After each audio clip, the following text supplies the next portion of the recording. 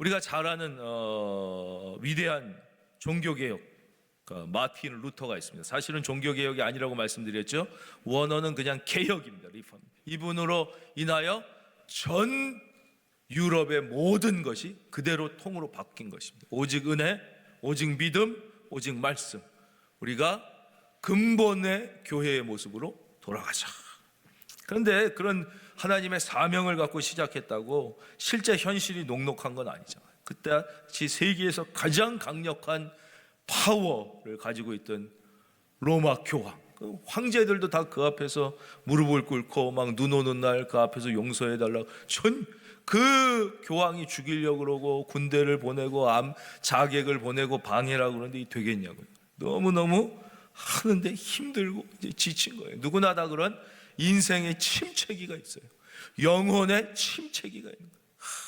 너무 일은 안 되는 것 같고 최선을 다해도 막힌 것 같고 침체되어 있는 것이. 그러다가 이제 저녁에 지친 몸을 가지고 집에 들어왔더니 이분의 아내가 있어요. 그 부인 되시는 분 이름이 카트리나 폰 보라라는 분이었어요. 이분이 참 마틴 루터는 좋은 아내를 뒀다. 이제 개혁을 통해서 가정을 꾸미고 그 가정을 통하여 하나님께 영광을 올리는 것이 가장 하나님이 기뻐하시는 일이다. 그래서 다 그 교회에 있던 자매들이 다 결혼을 하고 아름다운 가정을 꾸몄는데 다 그렇게 살려고 그랬는데 한 자매만 가정을 못 꾸리고 교회 밖으로 나가지 못하고 늘 교회에서만 살았어요. 왜냐?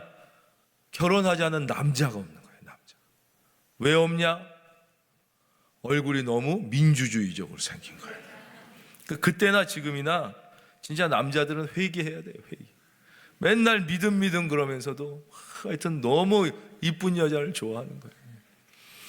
그래서 계속 아니다 기도해라. 그럼 하나님께서 너를 위한 짝을 예비하셨다. 아무리 그래도 안 나타나니까 짝이 난가 보구나. 그래가지고 마틴 루터가 그분이랑 이제 결혼을 하게 된 거예요.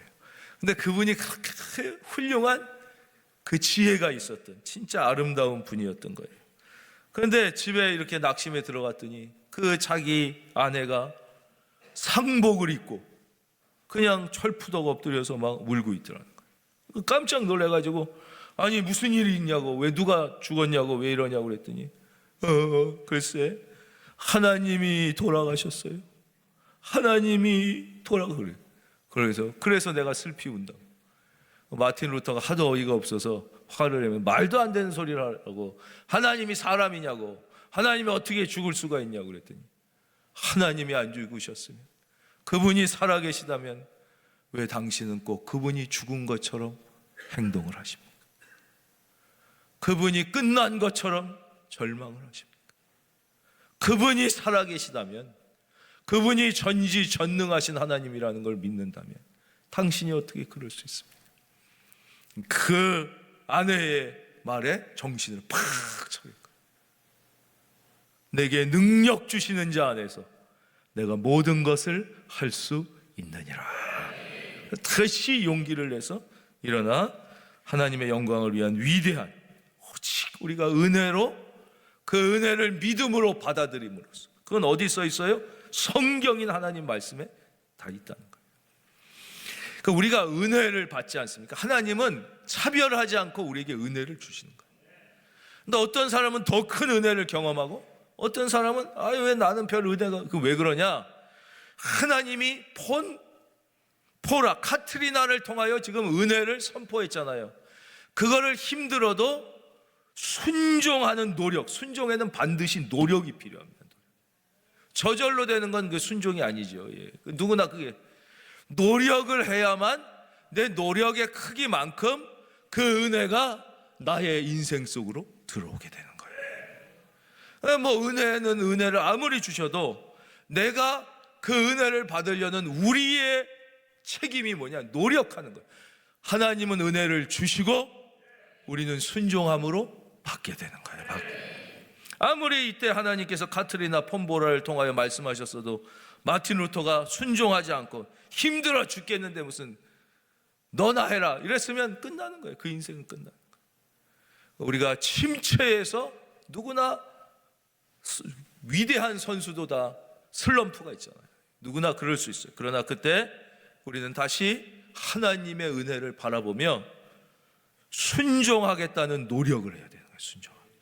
여러분 안에 이런 귀한 노력이 있어서 하나님의 은혜가 여러분 안에서 열매 맺게 되시길, 사랑과 희락과 화평과 오래 참음과 자비와 양성과 충성과 온유의 절제, 이 아름다운 절제를, 은혜 열매를 많이 맺으실 수 있기를 주의 이름으로 축원합니다. 오늘 성경에는 우리가 지난 시간 만났던 세례자 요한이 나옵니다. 19절, 유대인들이 예루살렘에서 제사장들과 레위인들을 요한에게 보내어 내가 누구냐 물을 때 요한의 증언이 이러하니라. 그러니까 우리는 한 가지만 오직 바라보고 사는 사람을 뭐라 그래요? 미쳤다, 이렇게 얘기합니다. 아인슈타인은 과학에 미친 거예요. 물리학에 미친 거예요. 수학에 미친 사람. 그러니까 미쳐야 미칠 수 있다, 유명하잖아요. 거기에 미치지 않고는 어느 경지를 도저히 갈 수가 없는 거예요. 그런데 세례 요한은 어디에 미쳤어요? 바로 예수님에게 미쳤던 사람. 가장 위대한 일에 자기의 인생을 걸었어. 그래서 예수님은 세례자 요한을 얼마나 칭찬하셨느냐. 모든 인간, 여자가 낳은 모든 인간 중에 세례 요한보다 큰 이가 일어남이 없도다. 가장 위대한 인간은 세례. 왜요? 그는 예수에 미쳐 있었던 사람. 우리가 어떤 직업을 가지고 있든, 이 세례자 요한은 광야에서 살고 메뚜기 먹고 석청 먹고 각 낙타 토롯으로 이렇게 하고 그랬어요. 그래도 그가 예수에 미쳐 있자 가장 위대한. 그러니까 우리가 무슨 직장을 다니는 분도 있고 전업주부도 있고 학생도 있고 장사하는 분, 사업하는 분, 뭐 많은 분들이 계시지만 진짜 중요한 것은 내가 나의 삶의 자리에서 예수를 위하여 살겠다는 결단이 분명한 사람은 위대한 인생인 것이에요. 어떤 직업, 어떤 위치가 위대한 게 아니에요. 내가 누구를, 어디에 미쳐 있느냐. 대부분의 사람들은 어디에 미쳐 있어요? 자기 자신의 즐거움에 미쳐 있어요. 즐겁고 자기의 행복을 위하여 모든 에너지를 다 쏟는 거예요. 그럼 잘못된 데 미쳐 있으니까 열매도 없고 행복도 없는 거예요. 예수 그리스도의, 세례자 요한은 가장 행복했던 사람. 세례자 요한은 예수님께 미쳐. 그래서 우리가 순교자를 사랑하는 거예요. 존경하고. 왜 그래요? 여러분, 순교는요, 제정신으로는 절대 못합니다. 어떻게 제정신을 가진 사람이 자기 목숨을 내놓고 불에 태워 죽이는데 찬송을 하고 막 때려 죽이는데 막 기뻐하고 막 고문해 죽이는데 감사합니다. 이게 제정신을 가진 사람이 어떻게 하냔 말이에요. 순교는 예수에 미친 사람만 가능한 거예요. 할렐루야. 예. 그래서 우리는 순교자를 사랑하는 거예요. 이분이 예수에 미쳐 예수를 위하여 다 드린 사람, 예수를 위하여 미친 사람, 가장 귀하고 아름답게. 여러분들도 오늘 새로운 결심이 있기를 바랍니다. 예수님, 가장 고귀하고 아름다운 사람. 우리는 이 세례자 요한, 가장 위대한 인간이었던 이분에게 오늘 세 가지 특징을 발견할 수 있는데, 첫째가 뭐냐? 이 사람은 자기가 누구인지, 내가 어디서부터 와서 무엇을 하며 살다가 어디를 향해 가야 되는지, 자기가 누구인지를 정확하게 안 사람이에요. 정확하게. 대부분의 현대인들은 내가 누구인지를 모릅니다. 어떤 사람은 직업이 자기인 줄 알아요. 그랬다가 은퇴하면 자기가 없어지는 거예요. 그럼 직업이 여러 자기가 아니에요. 그렇잖아요. 나가 직업이, 저는 어느 하나 회사 상무입니다. 그게 자기가. 그럼 은퇴하는 순간 그 사람은 인생이 끝나는 거예요. 자기의 건강이나 육신이 자기인 줄 알아요. 그럼 병들면 어떻게 누워 있습니까? 진짜 자기가 누구인지를 알아야 진짜 인생이 시작되는. 그러니까 내가 누구인지를 확실히 아는 순간부터 진짜 인생이 시작되고 비로소 예수 그리스도를 위한 삶이 시작된다고 할 수 있습니다. 그는 자기가 누구인지를 분명히 알았어요. 바로 성경을 통하여 하나님의 말씀을 위하여 안 거예요. 왜냐, 성경만이 우리 인생의 유일한 설명서이기 때문에 그렇습니다. 다른 데는 어느 책에도, 어느 윤리책, 어느 철학책, 어떤 과학책, 어떤 문학책에도 인간이 어디서부터 왔다가 무엇을 위하여 살아야 하며 어디로 가는지를 말해주는 책은 없어요. 오직 인간을 창조하신 하나님께서 직접 쓰신 성경만이 인생의 유일한 설명서인 거예요. 설명. 우리가 텔레비전을 사면 설명서가 나오잖아요. 설명서가. 핸드폰을 사도 설명서가 있잖아요. 성경. 그래서 그는 자기가 누구인지를 분명하게 얘기합니다. 19절, 유대인들이 예루살렘에서 제사장들과 레위인들에게를 요한에게 보냈어요. 그 요한이 사역하던 곳은 요단강 동편 베단이에요. 여기는 예루살렘으로부터 30에서 40km 상당히 먼 거리 떨어져 있는 거예요. 성경에는 베단이라는 지명이 두 곳이 나오는데 나사로와 마르다와 마리아가 살던 베다니는 바로 예루살렘 옆이에요. 근데 동명이에요. 동명이에요. 그러나 다른 지역이에요. 우리도 같은 이름인데 다른 지역이 많잖아요. 그렇죠? 예, 그렇게. 그래서 이 세례 요한이 하던 곳은 예루살렘에서 멀리 떨어져 있는데 그분의 설교와 그분의 세례가 예루살렘 중심부에 있던 제사장 레위인들에게도 들린 거예요. 그러니까 이 사람들이 너무 궁금하기도 하고 그러니까 대표를 뽑았어요. 레위인 중에 대표, 제사장 중에 대표를 뽑아가지고 니들이 가가지고 세례 요한한테 가서 물어봐라. 네가 누군지, 왜 이런 일을 하는지 물어봐라. 이렇게 얘기한 거예요. 그랬더니 자기가 누구인지를 아주 분명하게 얘기합니다. 23절입니다. 화면 보겠습니다. 세례 요한의 대답을 우리가 소리내서 읽겠습니다. 시작. 이르되 나는 선지자의 말과 같이 주의 길을 곧게 하라고 광야에서 외치는 자의 소리로라 하니라. 아멘. 자기는 주님의 길을 곧게 하라고 광야에서 외치는 자의 소리라는 거예요. 소리. 말도 안 되죠. 그렇게 대답하면 안 되죠. 당신은 누굽니까? 그러면 나는 광야에서 예수님의 길을 곧게 하라고 외치는 사람입니다. 이렇게 대답해야지 말이 맞죠. 외치는 자입니다. 그런데 여기는 뭐 그렇게 얘기하고 자기를 외치는 자의 소리입니다 이래요. 소리. 어떻게 사람이 소리일 수가 있어요? 왜냐? 자기가 누구인지 분명히 한 거예요. 자기는 사라질 존재임을 한 거예요. 인생은 다 사라지는 거예요. 죽고 나면 여러분의 증조 손자만 가면 여러분 기억 안 합니다. 이름이 뭔지도 몰라요. 할아버지 이름도 모르는 애들도 많아요. 인생은 대단한 게 아니에요. 우리를 영원히 기억해 주실 분은 딱 한 분, 예수 그리스도 그분밖에 없나요. 어떤 존재가 우리를 기억할 것 같아요? 죽어보세요. 그렇게 생명을 다해 키운 자식이 1년에 몇 번이나 성묘할 것 같습니다. 주님만이 영원히 나와 함께 하시는 거예요. 우리는 사라지는 거예요. 그러니까 로마 시대의 오현제 중에 한 분, 오현제는 로마의 그 천년 역사 중에 가장 위대했던 황제 5명을 얘기해요. 얼마나 훌륭한 분이에요. 그 중에 한 분이 우리가 잘 아는 마르쿠스 아울렐리우스라는 황제이며 철학가이죠. 그분이 밤마다 일기를 썼어요. 뭐라고 썼어요? 모든 사람은 반드시 죽으며 죽은 후에는 잊혀지게 되어 있다.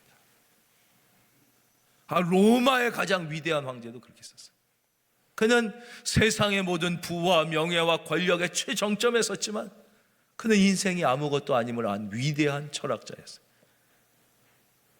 그래서 위대한 거예요. 그는 인생이 너무 괴로웠어요. 날마다 퍼지는 역병과 기근의 백성이 죽어가고 외적은 끊임없이 쳐들어오고 중간에 신하들 중엔 끊임없는 배신이 일어나고 또 아들이 아주 아버지는 훌륭한데 힘든 아들이 돼요. 여러분 밖에서 볼 때 가진 것 같다고 행복한 게 아니에요. 여러분 내가 제일 행복하고 내가 제일 큰 은혜를 받았으면 여러분 믿고 고백하는 은혜가 있을지어다. 그럴 때 우리는 내 인생을 살 수 있는 거예요. 내 인생. 뒤에도 제가 스티브 잡스에 대해서 좀 말씀 드리려고 해요. 그러니까 자기는 하나님께서 보내셨고 하나님으로부터 왔고 이 예수님의 오실 길을 외치다가 사라져 다시 하나님께로 가야 되는 자기가 누구인지 분명히 알아요. 그래서 여러분들도 항상 영혼에 내가 누구인가를 물어볼 때 분명하게 대답할 수 있는 준비를 하고 있어요. 준비. 그렇지 않으면 모든 인생은 뭐예요? 와가지고 먹고 싸다가 없어지는 거예요. 그냥 아무것도 아닌 거예요. 아무것도 아닌 거예요. 먹기만 무지하게 먹고 수없는 지난 시간에 생명을 죽이고, 치킨 한 마리 먹을 때마다 닭 하나, 호식이 2마리는 한 번에 2마리씩 죽이고, 그리고는 맨날 응가만 하고 쉬만 하고, 그것만 한 달치 모아보세요. 지구를 가득 채울 거예요.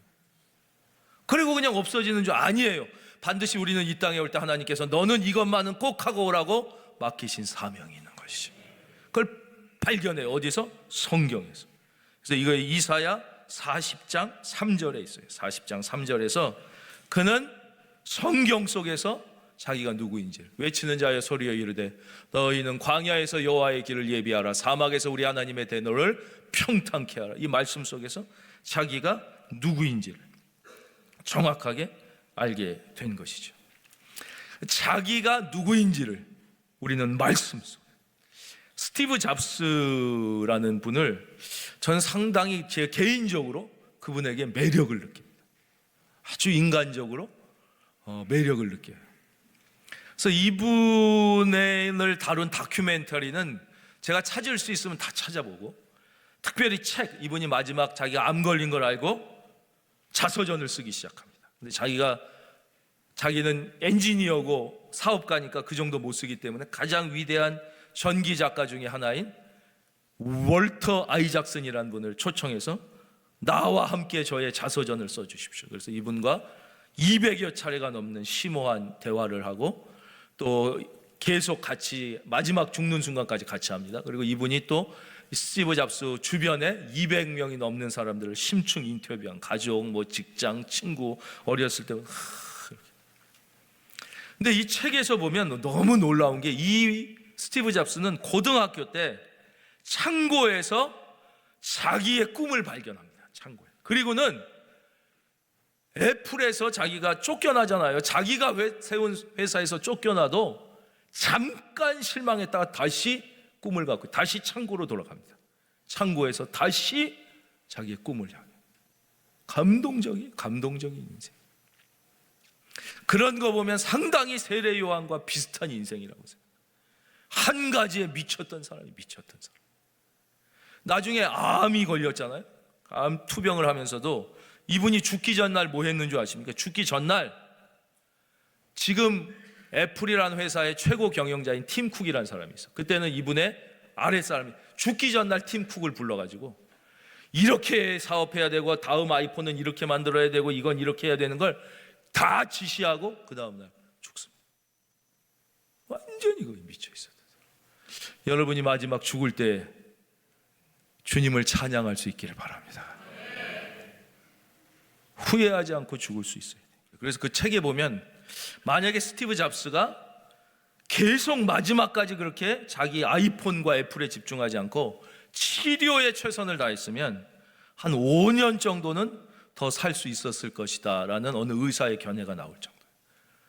그만큼 자기에게 주어진 일에 미쳐 있었다는 거예요. 물론 그걸 꼭 지혜롭다, 지혜롭지 않다 이렇게 말하기는 어렵지만, 우리가 스스로 한번 생각해 봐요. 과연 나는 어디에 내 인생을 바치고 있느냐, 어디에 미쳐 있느냐, 돈에 미쳐 있느냐, 건강에 미쳐 있느냐, 내 자신에게 미쳐 있는 거예요. 다 내 자신에게. 그래서 우리는 하나님께서 우리를 위하여 예비하신 그 놀라운 계획, 그 놀라운 축복, 그를 경험하거나 실천하지 못한다. 여러분, 아이폰 별거 아니에요. 그거. 이분이 죽을 때 당신이 이 세상에 남겨놓고 가는 것 중에 제일 소중한 게 무엇이냐, 아이폰, 아이팟, 맥켄토시 컴퓨터 이렇게 얘기 안 했어요. 내가 이 땅에 남겨놓고 가는 가장 위대한 세 가지는 나의 아들과 딸 3남매다. 위대한 말입니다. 여러분, 아이폰은 없어도 인류는 계속됩니다. 생명이 없으면 인류는 끝나는 거예요. 아이폰이 없어도 하나님의 나라는 확장할 수 있어요. 그러나 여러분이 증거하지 않으면, 할렐루야, 아무도 예수를 믿고 살아날 수 있는 사람이에요. 생명이 그렇게 중요해요. 마지막으로 세례 요한은 왜 위대한 사람이었냐? 그는 앞에서 말씀드렸죠. 오직 예수 그리스도만을 돋보이게 하기 위해서 산 사람. 이 말씀이 기가 막힙니다. 보겠습니다. 19절에 물어봤어요. 레위인과 제사장들이 와서 뭐라 그래요? 네가 누구냐? 이렇게 물었어요. 그럼 처음에 어떻게 얘기해야 돼요? 나는 외치는 자의 소리입니다. 이렇게. 근데 그렇게 얘기 안 하고 엉뚱한 얘기를 합니다. 뭐라 그래요? 숨기지 않고 아니하니 드러내야 하는 말이 나는 그리스도가 아니라 그랬어요. 아니 네가 누구냐고 물었는데 갑자기 난 그리스도. 나무진 목사님한테 당신 누구세요? 그랬더니 난 이규호가 아니다 뭐 이랬어요. 말 같지도 않은 소리를 하는 거예요. 만약에 그럼 여러분 어떻게 생각하겠어요? 두 가지죠. 이 사람이 미쳤나? 둘째, 이규호가 누군데 이렇게 생각합니다. 그렇죠. 모든 관심은 내가 누구냐가 아니라는 거예요. 그리스도 그분에게 집중하기 시작해요. 그리스도 그분에게. 두 번째, 네가 엘리야냐? 이렇게 물었어요. 또 묻되 그러면 누구냐? 내가 엘리야냐? 맞습니다. 저는 엘리야의 사명을 감당하는 사람. 이렇게 얘기해도 틀리지 않아요. 말라기 4장에 분명하게 예언이 돼 있어요. 그러나 그는 또 뭐라 그래요? 나는 아닙니다. 그래요. 무슨 뜻이에요? 나에 대해서 관심 갖지 말라는 거예요. 당신이 관심 갖고 인류가 관심 가져야 될 유일한 분은 예수 그리스도라는 거예요.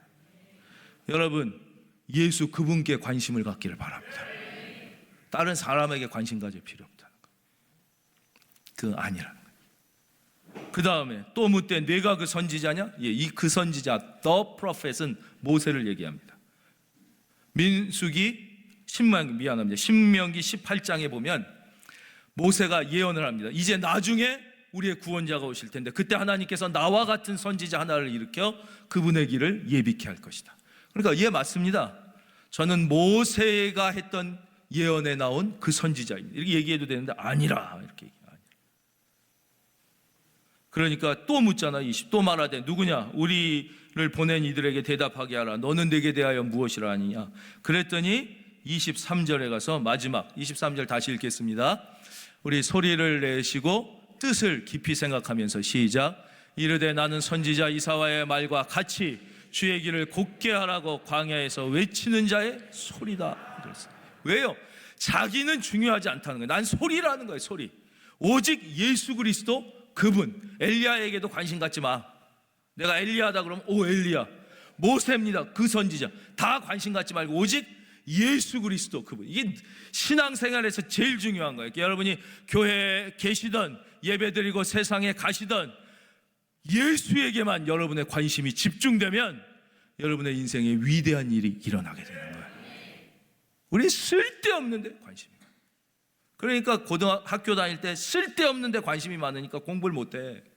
공부에 집중하는 애가 공부를. 운동선수인데 자기가 축구 국가대표인데 거기에만 관심이 있어요. 축구 국가대표가 관심이 있으면 되겠어요? 딴 데 오만 관심이 많아. 그러니까 내가 하나님께서 나에게 왜 건강을 주시고 지능을 주시고 직업을 주셨느냐? 예수 그분을 증거하기 위해서인 것이죠. 그 펩시콜라의 사장이었던 조 스컬리라는 분을, 이분이 스카우트한 얘기가 유명하잖아요. 이분이 그때는 뭐 애플이 지금 같지 않았고 펩시콜라는 세계적인 이런 기업의 자기가 CEO인데 이분을 우리 회사로 오라고 그러니까 이분이 콧방귀도 안 끼고 거절했다고요. 아니 내가 거기를 왜 가냐고. 이렇게 연봉도 많고 그런데 겨우 연봉 10분의 1 준다 그러고 내가 펩시콜라인데 왜. 그때 이분을 설득한 유명한 얘기가 있잖아요. 당신은 당신의 나머지 인생을 설탕물이나 팔면서 낭비할 것인가? 아니면 세상을 바꾸는 일에 한번 당신의 인생을 걸어볼 것이냐? 이렇게 얘기했대죠. 거기에 설득이 된 거예요. 그래가지고 이분이 이제 애플로 가게 된 것이죠. 여러분, 시시한 일에 여러분의 인생을 낭비하지 않기를 주의 이름으로 축원합니다. 결코 시시한 일에 내 인생을 낭비하지 않겠다. 예수 그리스도를 위한 그 일에 내 인생을 사용하겠다. 한 번뿐인 인생. 한 번뿐인 인생.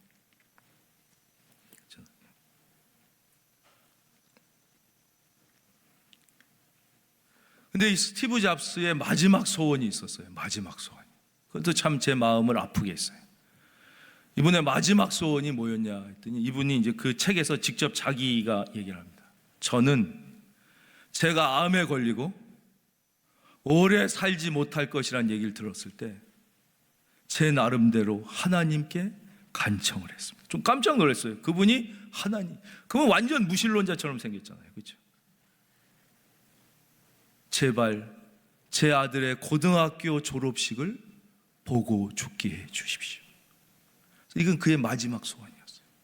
그 전기 작가에게도 나의 마지막 소원은 내 아들의 고등학교 졸업식에 참여하는 거죠. 인간은 다 약한 거예요. 마지막 대단한 소원을 갖고 있었던 게 아니에요.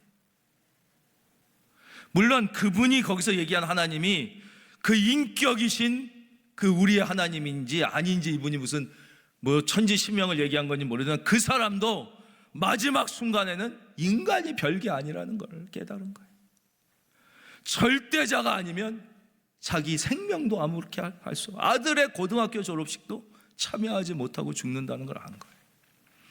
여러분, 하나님의 자녀가 된 저와 여러분이 이미 가장 큰 축복을 받았고 이미 가장 행복한 사람임을 믿고 고백하고 감사하고 간증하며 살기를 바랍니다.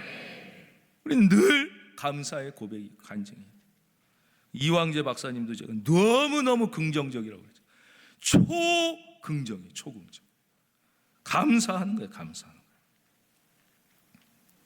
바로 세례 요한. 세례 요한은 자기가 누구인지를 알면 안 되는 거예요. 이게 뭐와 같냐면 전쟁. 여러분 마라톤이라는 얘기, 마라톤 왜 생겼는지 다 들어보셨잖아요. 전쟁에서 이겨가지고 이겼다는 소식을 빨리 전하기 위하여 41.195를 달려와가지고 우리가 이겼다, 그리고 걔가 죽어가지고 마라톤이 생긴 거예요. 그래서 올림픽의 마지막을 마라톤이 하고 이란은 결코 마라톤에 참여하지 않는다고 그랬어요. 이란이 페르시아일 때 바로 그리스랑 싸워서 자기들이 졌을 때 이 마라톤을 뛰어가지고 외친. 그래서 지금도 이란은 어떤 마라톤에도 선수를 내보내지 않습니다. 올림픽에도 절대 안 나가는 거예요. 왜냐하면 옛날에, 이제 여러분 그냥 상상을 해보세요. 다른 나라가 쳐들어왔어. 전쟁이 났어. 우리가 영적 전쟁, 사탄의 노예가 되어 있어요. 우리가 종과 죽음의 노예. 예수 그리스도라는 그 장수 누군가, 주 예수 그리스도가 오셔서 이 놀라운 영적 싸움을 싸우는 거예요. 우리는 전신갑주를 입은 용사라고 성경이 말씀하잖아요. 우리는 그리스도의 용사인 걸 꼭 기억해야 돼요. 군인이에요, 군인. 그러면 이제 자기 남편, 사랑하는 아들, 사랑하는 아버지가 군대에 간다고 생각해 보시죠. 옆집에서 싸우는 게 아니에요. 전쟁터까지 보름을 갈 수도 있고 일주일을 갈 수도 있고 한 달을 갈 수도 있고 가서 전쟁터에서 마라톤 평야 이런 데 싸울 거 아니에요. 그러면 이 자기의 남편과 아버지와 아들을 떠나보낸 사람들의 마음엔 오직 무슨, 내 아들이 안 다치고 돌아왔어요. 내 아들이 살아 돌아왔어요. 전쟁에서 이겨서 우리가 종이 되지 않고, 안 치면 남자들은 다 죽이고 여자들은, 애들은 다 노예가 되니까 그것만이 간절한 기도의 제목일 거 아니에요. 막 얼마나 초조하겠어요. 불안해. 근데 드디어 전쟁에서 탁 이겼어요. 위대한 장군과 충성된 용사들이 이겼어요. 그러면 이겼다고 바로 할 수 있는 게 아니에요. 여기서 막 초조 근심이지만 이겼다고 바로 오는 게 아니라 먼저 협상을 해야 돼요. 전쟁에서 이기면. 그리고 전리품을 챙기고 부상자들을 치료하고 후송 계획을 세워야 돼. 얘네들은 걸어서 못 오니까.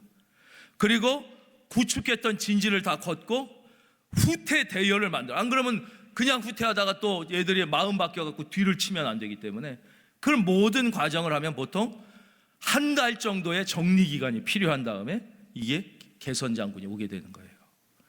그러니까 그 전에 먼저 이기자마자 한 전령이 뛰어가는, 며칠을 걸릴 길을 뛰어가가지고 거기서 우리가 이겼다 이걸 가르쳐주는. 그래야지 여기서 불안과 초조에 있던 사람들이 마음에 놓이는 거예요. 여러분, 예수 그리스도가 이기셨습니다. 우리가 이긴 거예요. 이겼다. 그리고는 거기에 생존자와 부상자 명단을 쫙 불러주는 거예요. 당신의 아들이 살았습니다. 훈장을 탔습니다. 기쁜 소식을 다 전해. 이 사람이 누군지는 알 필요가 없다 이거예요. 이 전령은 소리. 그리고는 무슨 얘기를 해요? 몇 월 며칠에 이제 승리의 군대가 이 도시로 돌아옵니다. 그 얘기를 해주는 거예요. 그러면 온 국가가 그날, 그래서 영화 같은 데 보면 개선 장군이 쫙 들어오면 막 국민들이 도열해서 막 꽃을 갑자기 들어오는데 어떻게 그날을 미리 얘기해 주는 거예요. 이제 몇 월 며칠 날 이 모든 진지를 다 정리하고 개선 장군이 들어옵니다. 가르쳐 주면 그날을 기준으로 온 국가가 파티 준비를 하는 거예요. 그 음식도 차리고 막 그래 미리 다 차려놨다가 어떻게 돼요? 그리고 온 다음에 차리면은 언제 금하는 걸. 그래서 그날에 맞춰서 잔치 준비를 다 하고 있다가 이제 개선 장군 우리에게 예수 그리스도라는 거예요.